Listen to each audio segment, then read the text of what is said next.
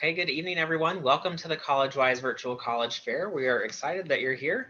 We're going to wait just another minute or so, let all of the students click all the right buttons to get into our Zoom room, and then we will get started. So thanks again for being here. We'll get started in just a second.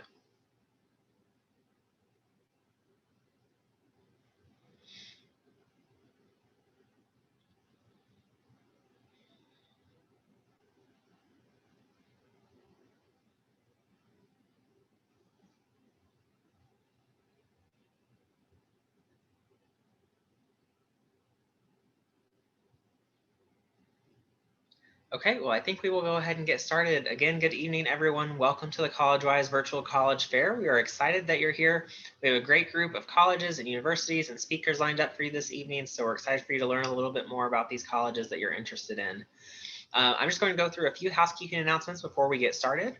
First, your cameras and microphones are turned off, so don't worry, we can't see you or hear you. Hopefully you can see and hear us okay. If for some reason you can't or that changes, just send us a message using the Q&A button on your Zoom toolbar and we'll be happy to help troubleshoot that with you. Speaking of the Q&A button, that's really your best way to engage with our presenters this evening. So as you have questions throughout the session, feel free to type those in the Q&A box. You're welcome to it at any time during the session. It doesn't just have to be while that college is presenting.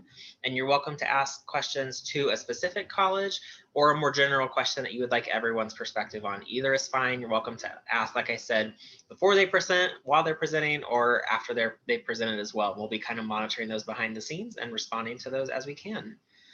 Don't forget, this is just one of many sessions being offered this evening and this week, so be sure to check the StriScan website where you signed up for additional sessions you might be interested in, as well as all of the session recordings will be available there within about a week or so as well.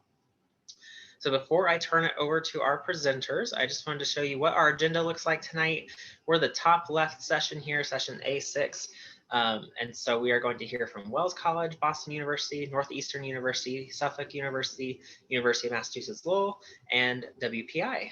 And so with that, I'm going to turn it over to Wells College to kick things off.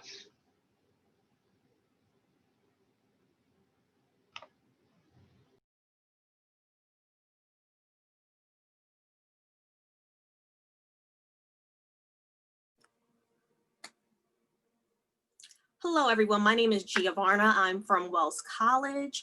I'm also an alum of the school. I graduated in 2014, so I can speak to different perspectives of Wells College. And please, like what was said before, please use your Q&A. I also have a colleague from Wells College, Melinda. She is in the Q&A, so if you have any questions whatsoever, please don't hesitate to ask. But let's get started. So you're probably thinking, where is Wells College? Wells College is in central New York in the Finger Lakes region, right on Cayuga Lake, and we are a small private institution. Now, when I say small, think small, but then think smaller, small but mighty. We have less than 500 students. So our student to faculty ratio is 9:1. So your professors will know your name. You will have that one-on-one attentions from your faculty members. So academics, so we're liberal arts. So we have a variety of major, but our most popular majors, the ones you're gonna see the most of the student population is gonna be business, psychology, English, and the sciences. And we do also have some 4-in-1, 3+2 programs that kind of focus on, you know, an MBA, a nursing degree, pharmaceutical sciences, and education. But one of our unique programs is our cross-registration program. So basically what that means is whatever Wells does not offer, you can go take at no additional cost at Cornell University, Ithaca College, or Cayuga Community College. For example, Wells College does not offer, for example, Korean as a language. Okay, if you see that language class offered at another institution of our partners, you could go take that class and learn, you know, Korean. So that's one of our popular programs for our students so they can further their education in ways they can't do immediately at Wells while being a Wells student. So student life. So we are a residential campus, but we do have commuter students. We have an array of clubs and organizations. No Greek life, but if you feel something is missing, it is so easy to start a club and get involved, you know, start to integrate into the campus community. And instead of dorms, we have residence halls. So you have that relationship with a most likely upperclassman, that peer will be your resident advisor. We also have a lot of traditions, and we are a D3 school, so we offer sports like baseball, softball, basketball, lacrosse, field hockey, soccer, swimming, and volleyball, cross country. And it doesn't matter if you've never played the sport before. Like my senior year, I never picked up a tennis racket, but I tried out for the tennis team, and that's what I did my senior year. This is the time for you to explore and find yourself, try something new, get out your shell, and make friends in different ways, make relationships for a lifetime. So how do you get admitted into Wells? Great question. So we are on the Common App, and we also have our own application. Both are free. There's no cost to apply to Wells. We just need your official high school transcript and 2 letters of recommendations. Now, you can send your college essay, but we realize that not everyone can express themselves through written word the best. So we will take, a resume, a recording of you performing. If you're a dancer, here's from your recital from sophomore year. If, you were on a baseball team, your athletic performance, we want to get to know you as a person, and you can choose how you want to express yourself to us, because we want to see you as the whole picture. We have a holistic admissions process at Wells, okay? Oh, biggest thing, we are SAT, ACT optional. We do not require that to be admitted to Wells, and we do not require an interview. All right. Now, you could follow us on our social medias, learn more about Wells. You have my personal information. That is my email address. That is my cell phone number, call or text. You also have the general admissions email address and the general admissions line. But this is now time, like I said before, go to the Q&A, ask questions. If you don't think of nothing right now, you could always go back, and get information that way. If you just Google Wells Visit, you can, do a virtual tour. Campus is open, and we are doing individual personal tours. And if not, virtual tours are led by current students. You could schedule a current student to take you virtually through Zoom or other media platforms. All right. All done, Tyler. Okay, great. Thank you so much. Okay, next up, I'm going to share my screen one more time. Next up, we are going to Boston University.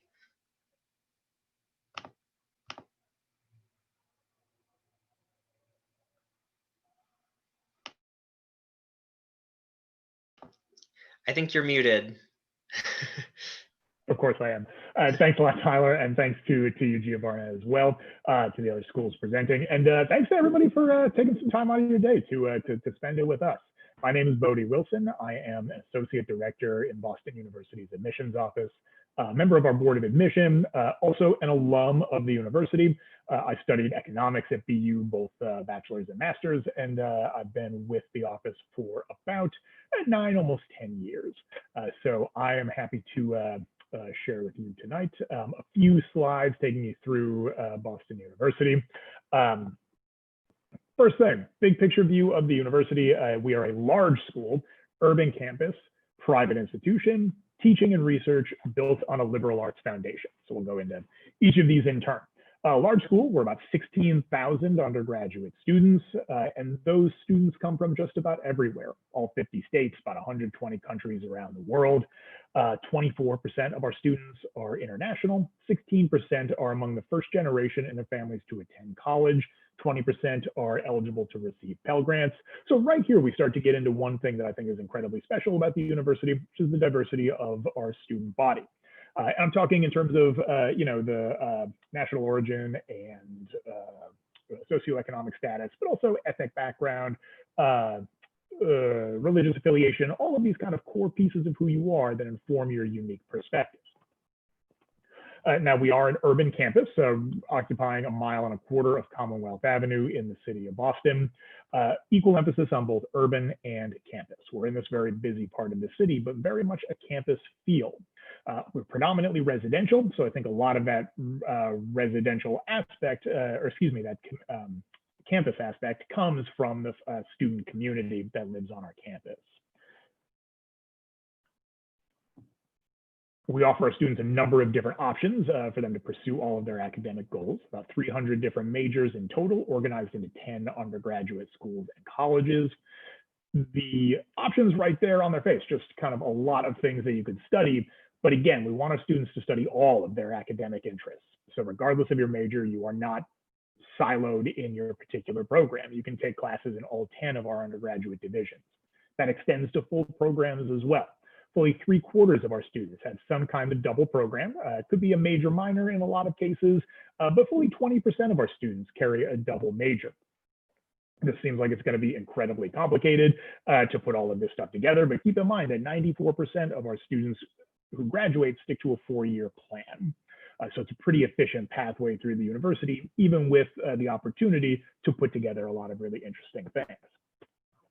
So we've talked a little bit about what you're going to study and where you're going to study it, but who you're going to study it with, also incredibly important. BU's faculty is a pretty impressive group of people, with most Pulitzer Prize winners and MacArthur Fellows and members of the Boston Symphony Orchestra teaching our students in the classroom. People who are still engaged in their fields at very high levels. Remember, we are teaching and research, so we expect for our faculty to be continuing to contribute to their individual fields. Even given that, they're incredibly accessible to our students. Average class size is 27, so it's really easy to raise your hand and get involved. Student-teacher ratio is 10:1, which means when you count kind of graduate students, the entire student population, there are 3,000 faculty members at the university. Again, all of them still engaged in their fields opens up a ton of connections for our students in terms of internships and in terms of research opportunities. Those are two of the major experiential learning opportunities that we're able to offer our students. Internships in particular are a major facet of the BU experience. About 90% of our students complete at least one during their time with us. We offer a number of different resources for students to not only locate those opportunities. Our Center for Career Development is awesome with this, keeping centralized listings. They also administer a tool called Handshake, which is basically BU's equivalent of like a LinkedIn, where you make a profile and companies can reach out to you, or you can apply for jobs or internships right there on the platform. And we also offer a number of ways for our students to really prepare and become competitive when they're seeking those opportunities. Resume and cover letter workshops will help you prepare for an interview, rent a suit, all of those kinds of things that really put you in a good position to succeed in that internship search. Now, you can do internships in Boston or across the US or around the world as part of study abroad programs.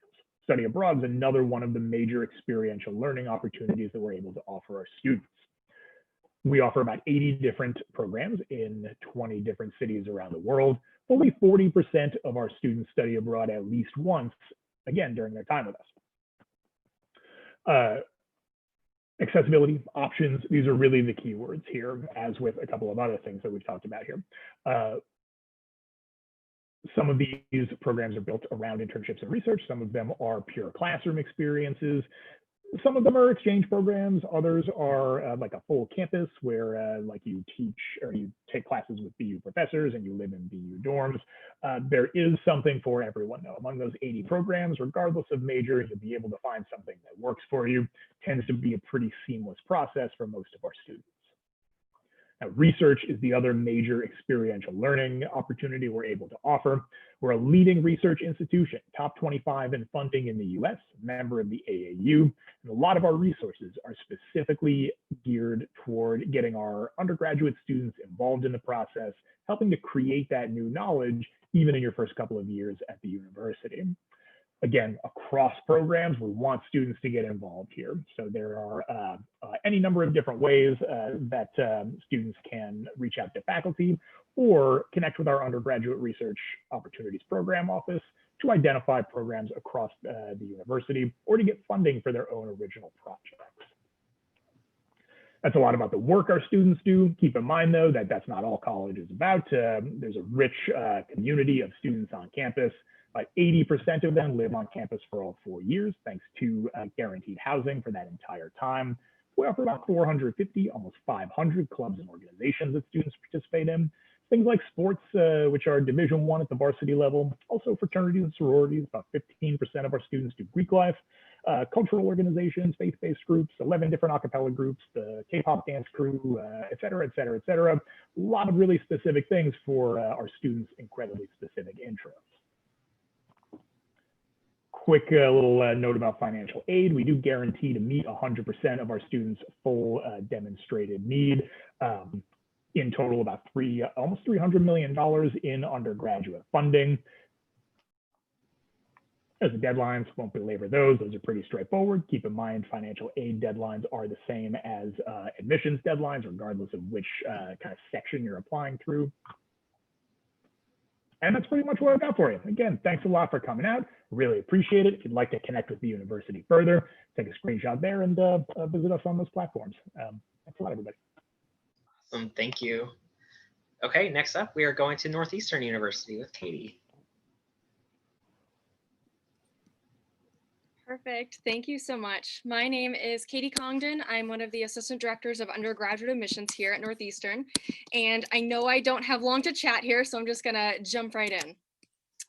Northeastern University is a large private tier 1 research university located in the heart of downtown Boston. Our student population is made up of about 18,000 undergraduate students with an additional 9,000 graduate students. We have a very student-centered approach to learning, which allows each student to truly chart their own academic paths. We currently offer over 250 majors, which include both single track and combined major options within our 8 colleges and programs. Our core curriculum, or NU path, which you see on the bottom of the screen, allows students to choose courses based on competencies surrounding the knowledge that they'll receive by taking courses. This is a little different than the typical core curriculum you find at other schools, which have you picking courses based on the titles. So naturally, this allows for a lot more flexibility and the ability to take courses across all disciplines. And at the center of everything Northeastern, you'll find our robust experiential learning opportunities.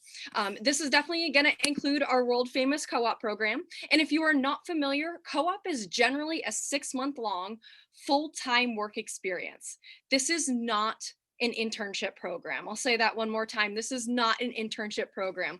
While an internship gives an initial taste of a job, a fully immersive, robust co-op experience allows students to take on true responsibility and make a real impact at a company or an organization.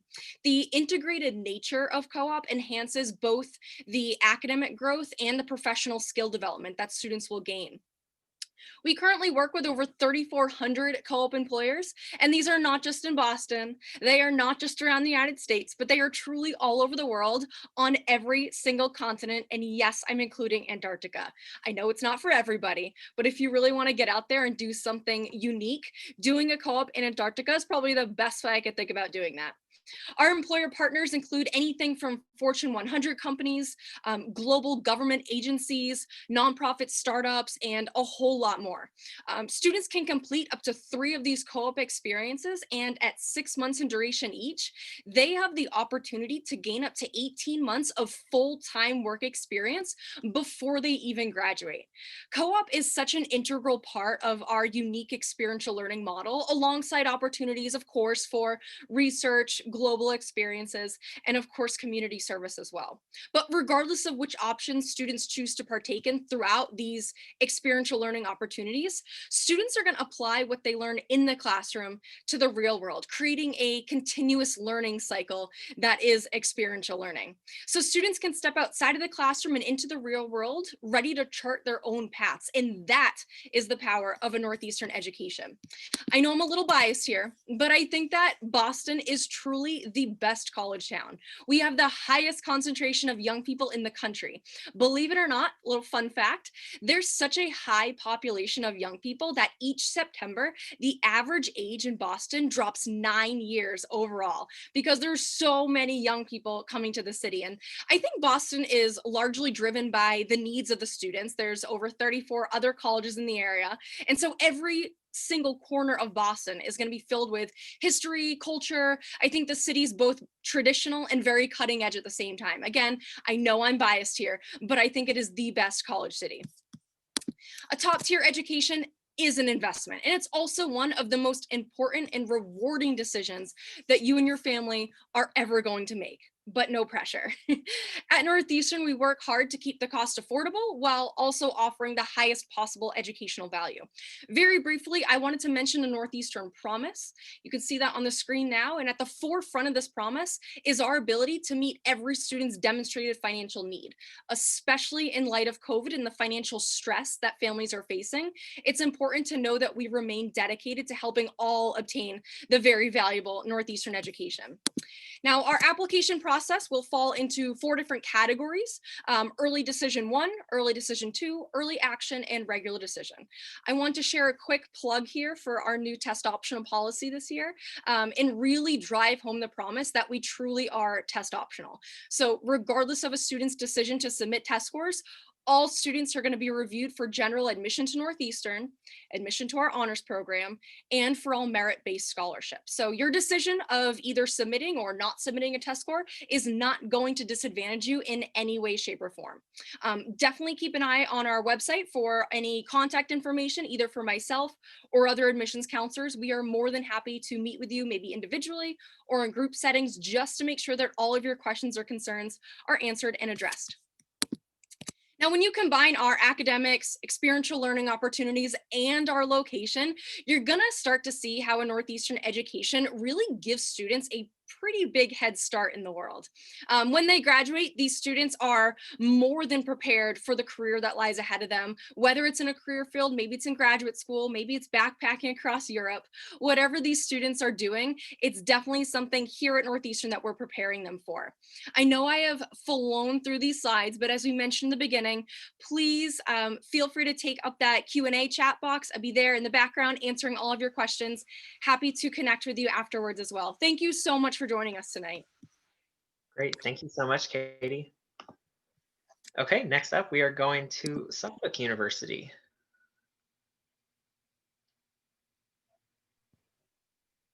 Awesome. Thank you so much, everyone. My name is Patrick Dean, and I'm an admissions counselor here at Suffolk University. Suffolk University is located right in the heart of downtown Boston. So as you can see right over here on the map over here, and exactly like Katie was saying, I'm super biased too. I absolutely think Boston is probably one of the best college towns in the country. Just the amount of students that come to this city and get involved in everything in the city is fantastic to see walking around. So our campus is scattered all throughout the middle of downtown Boston. So our neighbors are like the Massachusetts State House. As you go up here, you get to kind of the TD Garden area where the Bruins and the Celtics play. Boston City Hall is right over in this area, and the old Massachusetts State House is right over here where the Boston Massacre happened.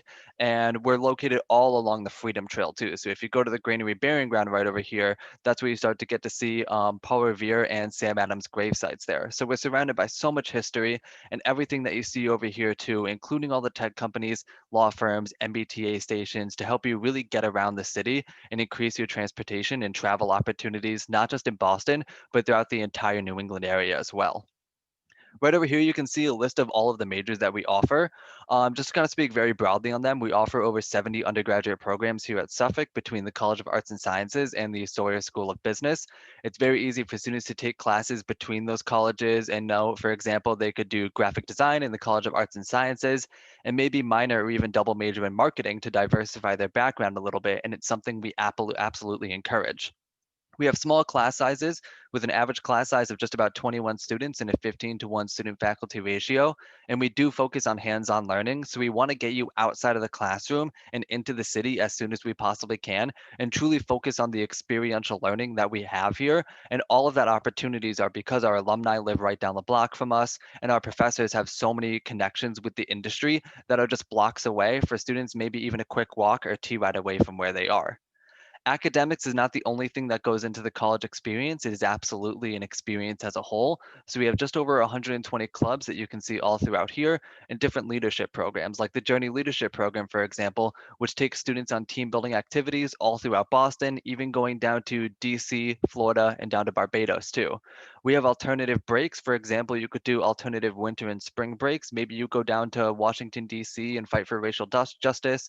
Maybe you go down to Cambodia and work with Habitat for Humanity. There are so many opportunities to really get involved in not just the city around us, but the country and the world as a whole. And we really open up the doors to students through the university. We have 19 NCAA Division III teams on campus. It's actually an extremely exciting time to start getting involved in Suffolk athletics. We're moving away from the GNAT conference and we're going into the Commonwealth Coastal Conference, which fits our academic profile a little bit better and is going to be a bit more competitive for our students. So we're extremely excited about that. We started winning some championships recently. A couple of our coaches started winning Coach of the Year. So our athletics program has just expanded from there.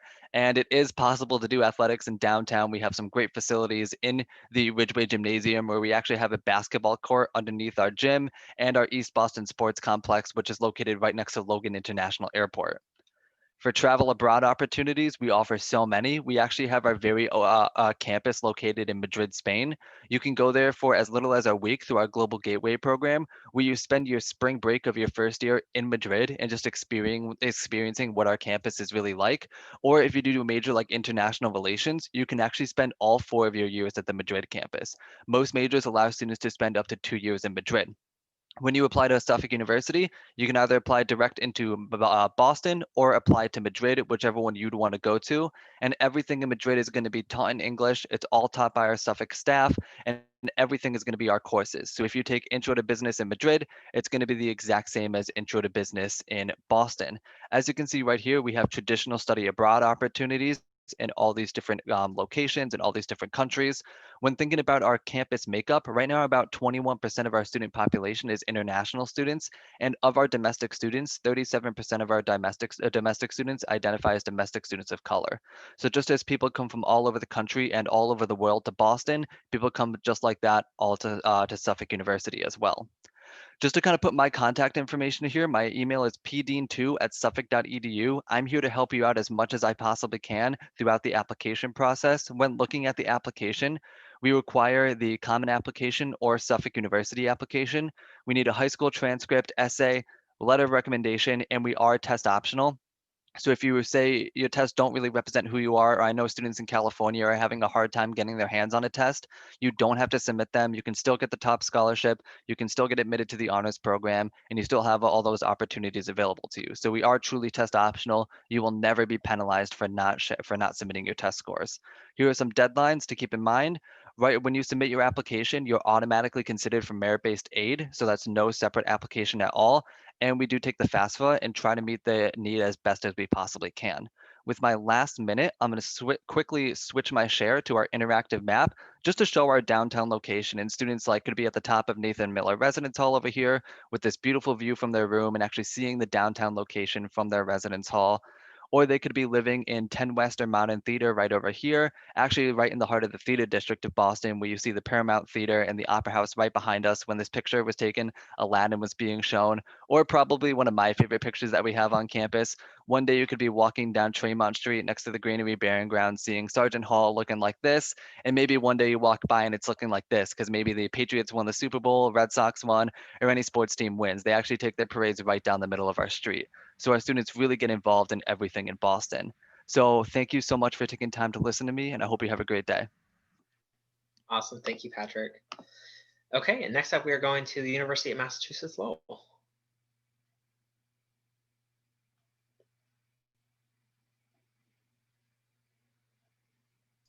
All right, good evening, everybody. My name is Tom Scrange with UMass Lowell's admissions office. I'm just getting my screen share all squared away here. I do go to UMass Lowell, so I definitely love talking about the school. It's very easy for me talking about a school I went to, and I live in the city of Lowell, Massachusetts. I'm not from here, but I live in Lowell now, so I definitely have made my lifetime at the school in this city. But this first slide here is just covering the campus itself. As you can see, our 3 locations right within the city of Lowell. We are part of the city. Lowell, Massachusetts is a medium-sized city, around 110, 120,000 residents, the last time I looked at Wikipedia. So we are part of that city. East Campus, as you can see in the foreground, is going to be the main campus for residential life. It is right next to downtown Lowell. If the picture was bigger, to the left of the screen, off screen, about a 5-minute walk from East Campus would be downtown Lowell. That is where you're going to find the center of city life. Plenty of nightlife, shopping, restaurants, cultural events, and city events are happening in downtown Lowell, as well as the train station that goes into Boston. Lowell itself is about 35-40 minutes north of Boston when you're driving. So that's where we are in terms of Massachusetts a little bit. North Campus across the river in the opposite direction of downtown is where you're going to find the colleges of engineering, sciences, and business. So if you're one of those programs, that is where the vast majority of your program would be focused. South Campus at the top of the screen is where you'd find where my major was, history. That's where you'd find all the humanities, the social sciences, and the health sciences as well. So depending on your major, you are typically a South Campus major or a North Campus major. I myself, as a South Campus major, had all my classes, but like literally 4 on South Campus. So every major was very much focused on one campus or another, making our 12,000 undergraduate student campus definitely feel smaller in the classroom and on campus. But when you go to our Division I games, looking for resources like clubs and events, it has a lot of a bigger school feel. So you definitely get the best of both worlds. And being the city of Lowell, Massachusetts, as this next slide here points out a little bit better, is going to be a lot to do off campus and be your exposure as a student. Being that close to Boston, being relatively near New Hampshire, Vermont, Maine, all kind of the good parts of New England, really makes Lowell kind of a gateway to New England, where you're going to have a lot of resources for fun and for play under an hour away from you. I can get from where I live in Lowell, within 40 minutes, I can get to beaches, to hiking, to skiing, to Boston, to go to concerts and things like that. So any type of activity I want to do, or you as a student want to do, you're going to find it relatively close by. And as a student working in the chosen fields you have, whatever it happens to be, you're going to find opportunities and companies off campus. They're going to host you, whether it's working within politics or the community, or working within engineering and private companies. So you're going to find a lot of that opportunity as well. So that's kind of where we are in terms of our location. This is jumping into more of the numbers, and of course the bigger things everybody wants to know, the admissions numbers. UMass Lowell was actually the first public school in New England to go test optional. So this is I think our 6th year going with the no test option. So we are very familiar with it and have streamlined it this year with the with the SATs and SATs being canceled. Obviously, more people are going to apply test optional, which is great. So we've definitely familiar with it, and it's definitely something you can do for all majors. We are a direct admit major school for all majors, meaning nursing, engineering, any major that you apply and get admitted to, you're starting your freshman year, first semester. There's no gap year or general year of classes. So that's definitely a fantastic thing, which makes some programs much more competitive and harder to get into, unfortunately, but definitely gives you a clear decision when you get admitted. If you're in your program, you don't have to, hopefully cross your fingers that you get into it later on. So that's definitely a great aspect of the admissions and kind of the numbers aspects of the school. Here coming all of our academic programs. There are 120 of them. You can look on our website. Not enough time to look at all of them and go through all of them, of course. But we are definitely known primarily as a STEM school. It is very, very strong in all of our engineering, as you can see, in sciences are pretty extensive. However, I always feel compelled to push music, such a strong program with just amazing success and such a vast variety of ensembles and musical things you can do within the music program. So. But first and foremost, we are a top tier public research university. So working with your hands in your field is something you want to do. We want everybody to do. We have a ton of resources and a ton of opportunities to do that. It really comes down to you as a student as to what you want to do. As you can see, a lot of master's and doctorate programs giving you a lot of opportunity for advanced degrees. We do offer 4+1, which is a 4-year bachelor's and a 1-year master's programs, as well as some 3+3, which would be like a 3-year degree and a 3-year law degree, which is one we offer as well. So definitely a lot of opportunities in terms of advanced degrees, and we keep our class sizes small, which is great. So you can definitely have a great sense of community, connect with your professors, and build some great lifelong partnerships, which is definitely something I have done, which I think all people should do. So as you can see from the last slide, a little redundant, we have 6 colleges here at the university. One of our colleges is the Honors College, which is kind of like an honors program, really, but it has a dean and faculty and staff. It is quite extensive. It's like an honors program on a lot of steroids, basically. So it is a whole honors college that is open to all students. That's definitely something you can be a part of. The accelerated bachelor's or master's program would be that 5-year program I mentioned earlier. And as a research school, hands-on learning is a big thing in every type of variety, whether it's one of our 300+ study abroad programs, co-ops and internships with companies in and around Lowell or across the country. You're going to have a lot of opportunity to do that. It's definitely something we really push on all students, is going to be working in their field. I myself had done some work in history and political science and research. That was my own idea. So you are completely allowed to start your own idea and blaze new trails with finding new companies. Several years ago, there was a handful of students who wanted to work with Tesla, which we had never worked with before. And now we had 3 students go there. We continue to have a partnership with them, or at least a familiarity in some shape or form with Tesla. So that's definitely a great opportunity, and great to know that you are really in control of your hands-on learning, but really pushed into doing it.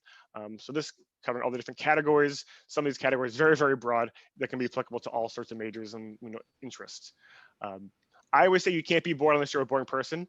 Being in northern Massachusetts, being in kind of a central gateway-esque area of New England, you have a lot of opportunity for off-campus activities, but on campus doing our Division I sports, tons and tons of clubs, organizations are going to be opportunities you can take a part of.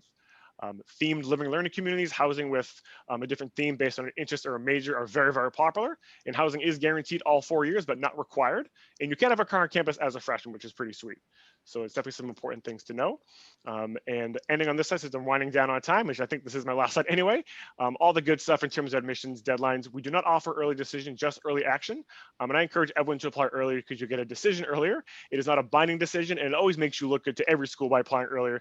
It shows us you're motivated, it shows us you're interested, even if you're not. So I always encourage everyone to apply early action. But thank you for your time today, and I hope you guys all have a good night. Awesome. Thanks, Thomas. Okay, and last but not least, we are going to go to WPI.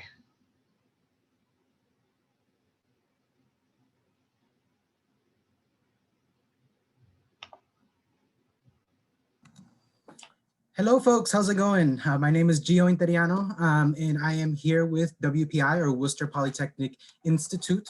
We are in Worcester, Massachusetts, right smack dab in the middle of Massachusetts, about an hour away from Boston on a commuter rail, 45 minutes away if you drive like me on the Mass Pike. We are a college town for sure, with the amenities of being in a bigger city. So we actually also have 12 other colleges in our area. So there's definitely that vibe here around campus. But in terms of why WPI, we are a STEM-focused institution where the humanities matter. So we're going to make you flex both sides of the brain, not just one.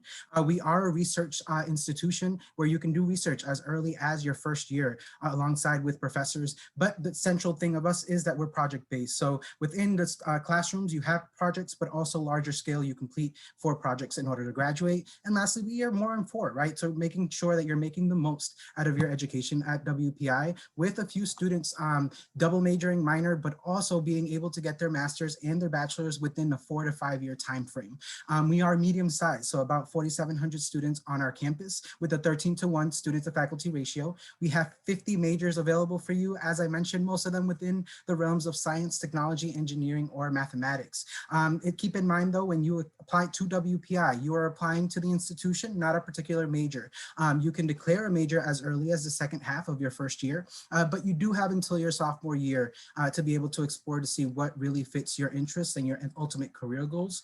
Across the board though, about 95% of our students come back after their first year. So we're doing something right in terms of the student experience, but also the academics that we're offering our students as well.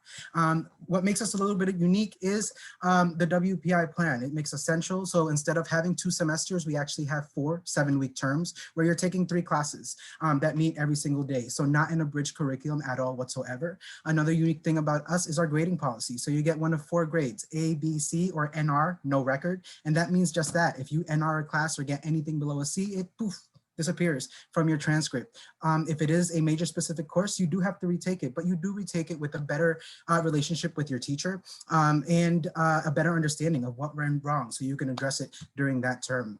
Our curriculum is very flexible. So while we would advise you what a mechanical engineer major looks like, for example, you ultimately get to tailor your major to what your career goals are and what your academic interests are across the board.